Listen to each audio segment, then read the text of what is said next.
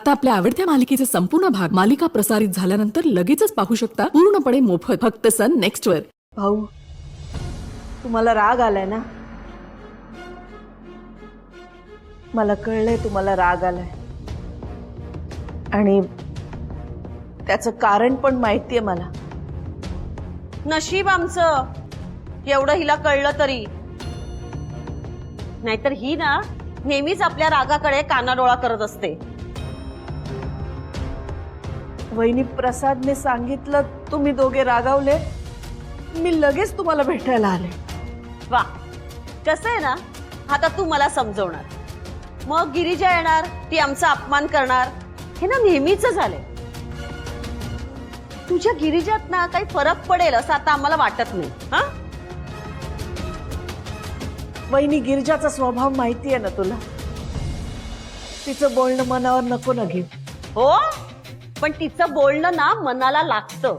हा बोलणं मनाला लागतं, त्याचं दुःख वाटतं, मी समजू शकते, पण त्याच्यामुळे घरातल्या शुभ कार्याकडे पाठ फिरवू नका ना।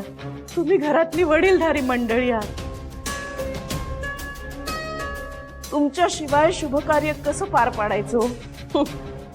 आम्ही लाख पार पाडू, पण तुमच्या गिरिजाचा काय? प्रत्येक वेळेत माझा अपमान करत असतात, आम्ही तरी काय म्हणून सहन करायचं ना? कसं आहे, आतापर्यंत सगळं घरातच चाललं होतं, तोपर्यंत ठीक आहे, पण आता चार चौघात पण मला बोलायला लागली ती। नाही तर काय, तिला समजत नसेल ना, ठीक आहे, म्हणून आम्हाला आमचा स्वाभिमान वेशीवर टाकायला आनंद होत नाही, केरला का ना? मग आम्ही तरी तुमच्याबरोबर का संबंध ठेवायचे?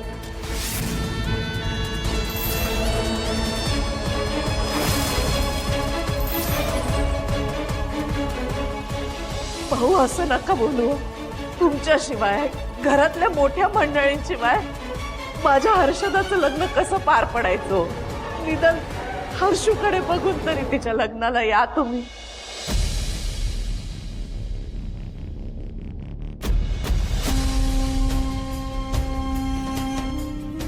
काका, काकी, मी विनंती करते तुम्हाला, लग्नाला येणार नाही असं प्लीज बोलू नका। या हा तुम्ही। हा, हे बघ, तू आणि तुझ्या आईने आमची किती समजूत काढली ना, तरी आम्ही काही तुझ्या घरी येणार नाही।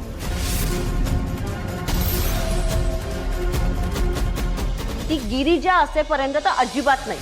जेव्हा तुमच्या गिरिजेचं लग्न होईल आणि ते सासरे निघून जाईल ना, त्यानंतर काय तो आम्ही तुमच्याशी संबंध ठेवू।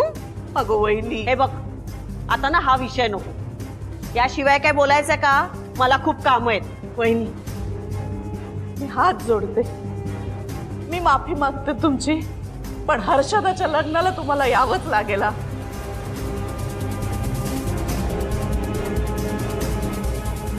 हा, पण तुझ्या गिरिजाचं काय? ती तुम्हाला काय पण बोलणार नाही, मी सांगते ना तिला, मी शब्द देते तुम्हाला, ती एक अक्षर उलटून बोलायची नाही तुम्हाला। अरे वहिनी, आतापर्यंत किती वेळा शब्द दिलास, पण तुझ्या गिरिजाने एकदा तरी तो शब्द पाळला? तुझ्या गिरिजाचे शब्द म्हणजे कोकणातले घाट आहेत, आमच्या बरोबर कायम वाकड्यातच जाणार ती। भाऊ, हे बघ वहिनी, हर्षदाच्या लग्नात मी नसेल, तर तुम्हाला काय पैशाची मदत लागली तर मला सांगा, अजून कसली काय मदत लागली तर ती पण सांगा, तुमका काय पण कमी पडायला देणार नाही, शिरला का ना? भाऊ, आम्हाला तुमची मदत जितकी महत्वाची आहे ना, त्याच्यापेक्षा खूप जास्त महत्वाचे तुमचे आशीर्वाद आहे।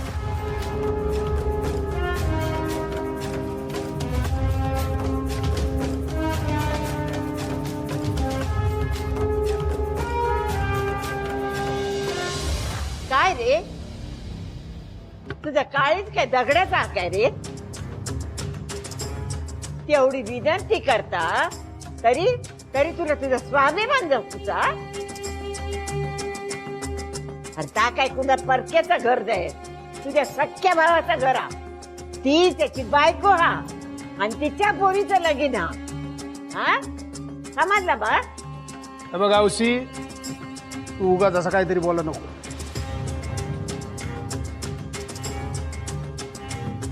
आणि वैदी, तुम्ही पण रडू नको. येतो मी लग्नाला.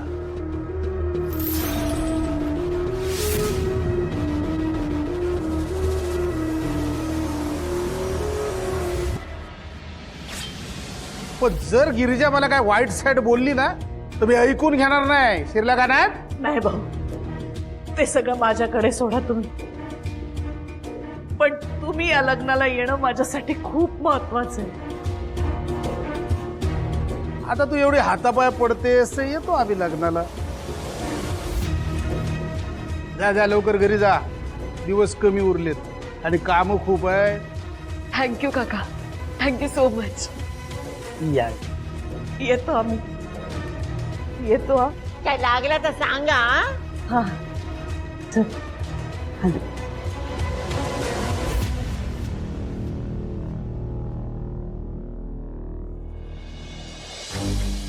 काय हो, कोण येऊन जरा 2 टिपूस गाळली की तुम्ही विरघळला. सगळा राग, सगळा अपमान विसरून मदतीला धावता. आता काय गरज होती आम्ही लग्नाला येतो म्हणून सांगायची?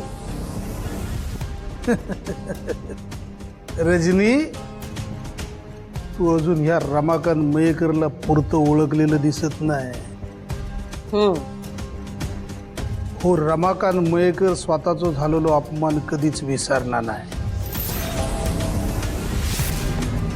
आता मी जातो लग्नाला आणि तिथे गेल्यावर मी काय करतो ना ते फक्त बघच. शिरला का ना?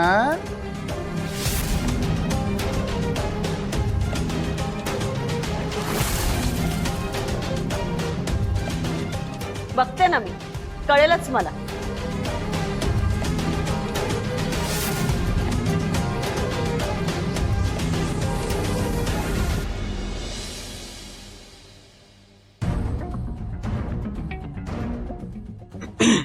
Hello hello Girija.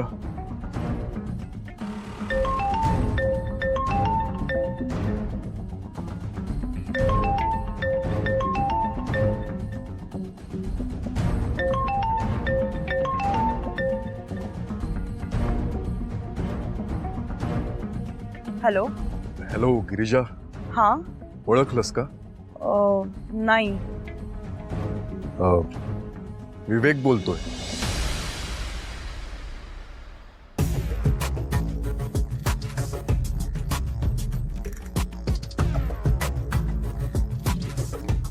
ऍक्च्युली तुला सॉरी म्हणण्यासाठी मी फोन केलाय.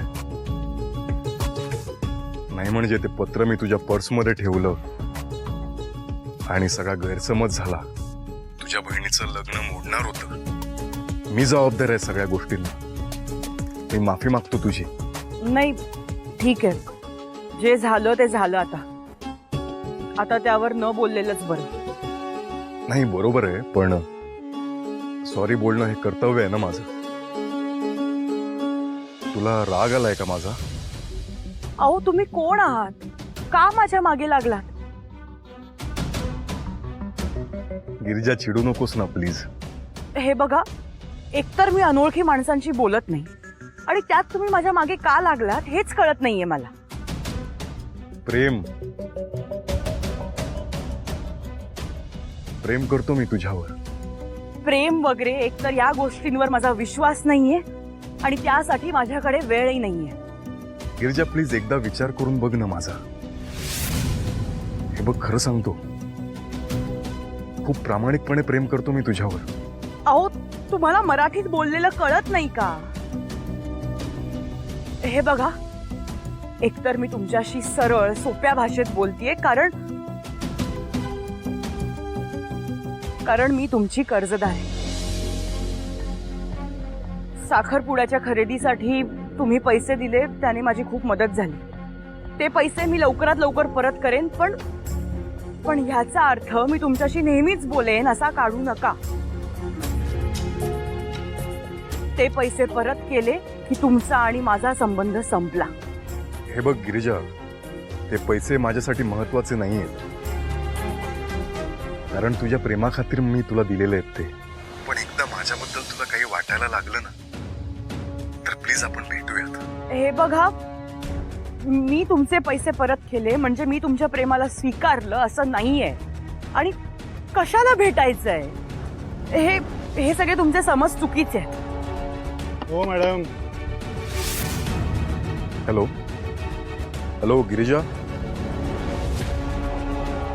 इथं काय करता एवढ्या रात्रीचं? अहो, रस्त्यात फोन आला म्हणून बोलत होते. कस्टमर आहे का कोण?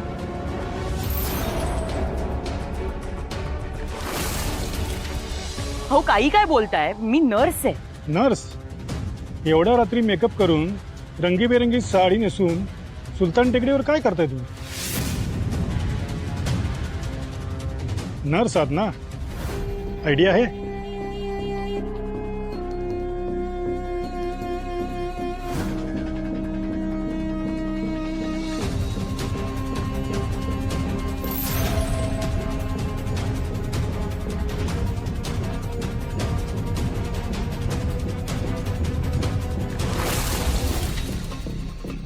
काय सापडतंय का? ते हॉस्पिटलमध्ये विसरले असेल. बरं, अजून काय कारण सापडतंय का? बोला, पत्ता बोला तुमचा. काय? घरचा पत्ता सांगा. मयेकर सदन, भोसले सर्कल, रोड नंबर 13. हा तरी खरा आहे का? सर, तुमचा काहीतरी गैरसमज होतोय. आता जे काही आहे ना ते पोलीस स्टेशनला बोलायचं.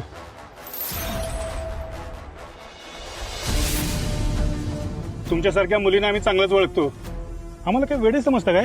चला गाडीत बसा. सर सर प्लीज माझं ऐकून घ्या. तुमचा खरंच काहीतरी गैरसमज होतोय.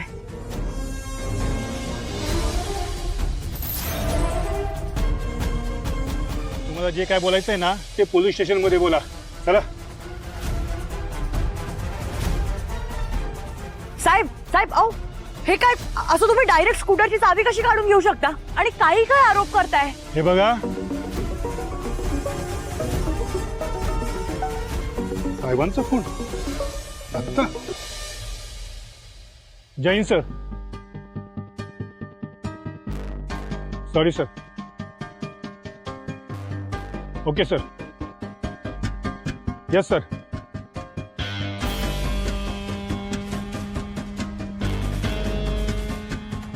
Sorry madam. काय? मी तुम्हाला चुकीचं समजलो आणि माझ्यामुळे तुम्हाला त्रास झाला. सॉरी. अहो सॉरी काय सॉरी? तुम्ही एकदा समोरच्याची बाजू ऐकून तर घ्या. हो, सगळं कळतंय मला, पण एक प्रश्न विचारू का तुम्हाला? काय? तुम्ही माझ्याशी बोलत होता, हे आमच्या साहेबांना कसं कळलं? म्हणजे तुम्ही फोनवर बोलत होता ते कोणी मोठी व्यक्ती होती का? म्हणजे त्यांनीच सांगितलं असेल का आमच्या साहेबांना? आणि तसं असेल तर माझ्याकडनं पण त्यांना सॉरी सांगा.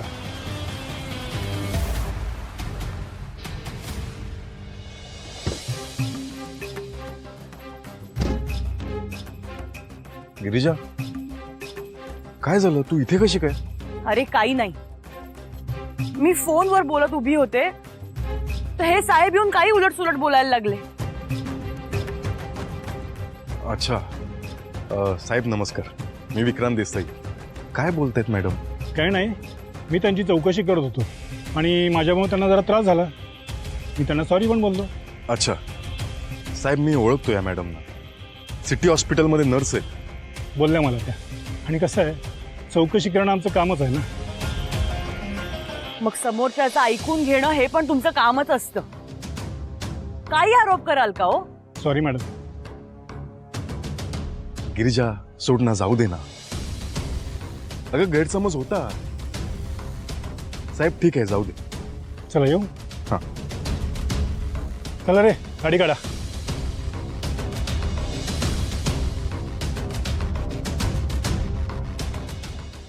विक्रांत, तू का जाऊ दिलंस त्यांना? अरे इथे येऊन काही बोलत होते. जाऊ दे ना, सोड ना. आणि सॉरी बोलले ना तुला ते. ठीक आहे.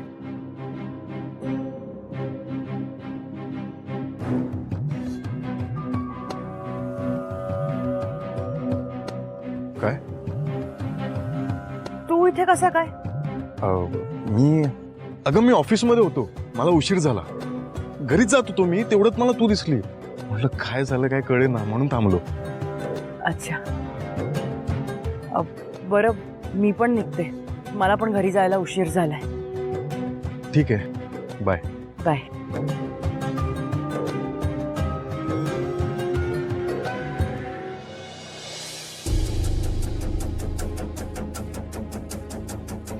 अरे देवा.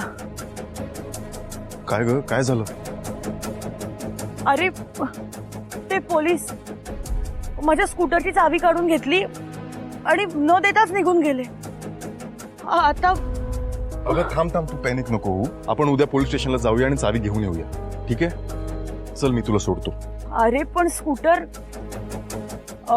थांब, इथे पुढेच एक गॅरेज आहे. मला तिथे डुप्लिकेट चावी करून मिळेल. तिथपर्यंत स्कूटर ढकलत नेते मी. असो.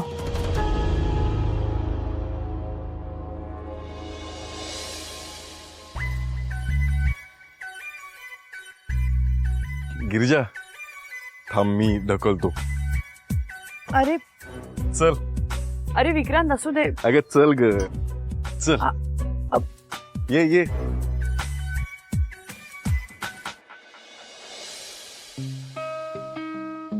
गिरिजा, नाही मगाशी तू म्हणालीस की तू फोनवर बोलत होतीस. कुणाशी बोलत होतीस? नाही म्हणजे जनरली तू बोलत नाहीस ना, म्हणून म्हंटल. विवेक म्हणून होता कोणीतरी. अरे ज्या गैरसमजामुळे हर्षदाचं लग्न मोडणार होतं, ते प्रेमाची कबुली देणारं पत्र. हा हा हा हा. ते पत्र विवेकने माझ्या पर्समध्ये टाकलं होतं. अच्छा. नाही, त्याने नंतर हे सगळं प्रकरण सॉल्व्ह केलं. म्हणजे तो हर्षदाच्या सासूला भेटला, तिला सगळं खरं खरं सांगितलं. बहुतेक त्याला ह्या सगळ्याचं जरा जास्तच गिल्ट आलंय. अरे आम्ही जेव्हा साखरपुड्याची खरेदी करायला गेलो होतो ना, तेव्हा मला काहीही कळू न देता त्याने सगळ्या खरेदीचं बिल भरलं. अच्छा. तेव्हा त्याची मदतच झाली, नाही तर जरा प्रॉब्लेमच झाला असता. ओके. आता त्याचं फक्त एवढंच म्हणणं आहे की तो माझ्यावर प्रेम करतो. काय?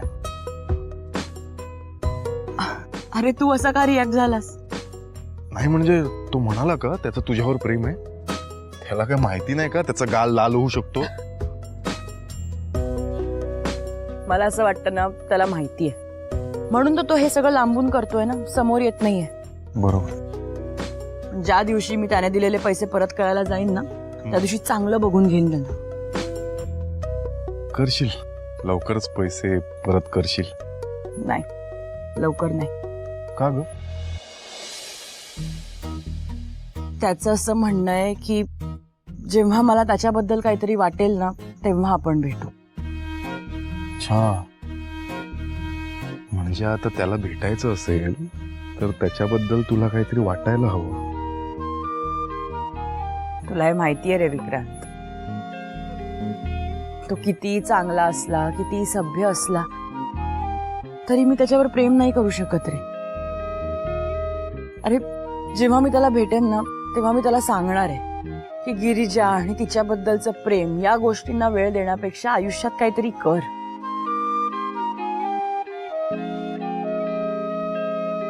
ते बघ, गॅरेज आलं. मी जाऊन चावी करून घेते, तू घरी जा. तुला पण उशीर झालाय. मी थांबेन.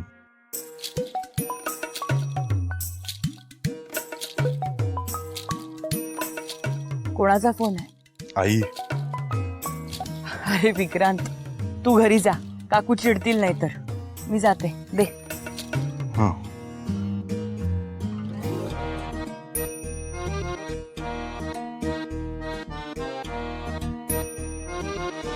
हा विवेक गिरिजाला सभ्य आणि चांगला वाटतोय. मी इतकी वर्ष हिच्याबरोबर राहून जे करू शकलो नाही, ते बहुतेक विवेकच करेल.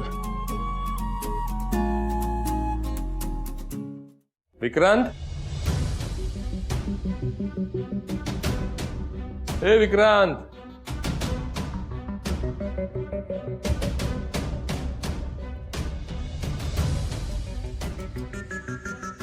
नवीन फोन?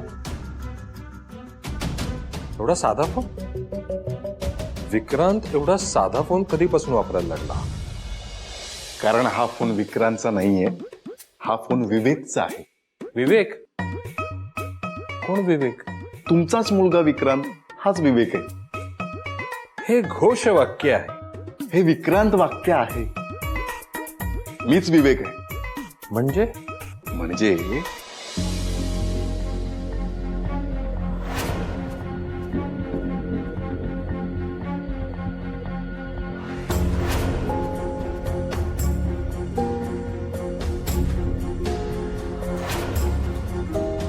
या बाकीच्या तारखा आहेत. हा, एकदा बघून घ्या. या पत्रावरून स्पष्ट होत आहे की तू पण कुठल्या तरी पैसेवाल्या मुलाला तुझ्या प्रेमाच्या जाळ्यात अडकवलंयस. हे सगळं असं प्रकरण बाहेर आल्यावर मी तुझ्या बहिणीला सून करून घेईन. आणि मी ठरवलंय हे लग्न होणार नाही.